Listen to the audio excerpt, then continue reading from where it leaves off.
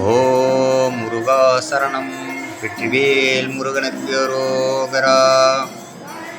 ஆறுபடை வீடுகளில் முதல் படை வீடான திருப்பரங்குன்றத்தில் அருள்மிகு சுப்பிரமணிய சுவாமி திருக்கோயில் திருப்பரங்குன்றம்.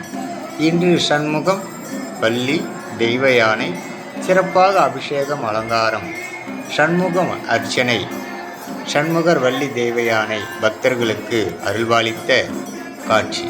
ஓம் தத்புருஷாய வித்மகி மகாசேனாய தீமகி தன்னோ சண்முக பிரச்சோதயாய்.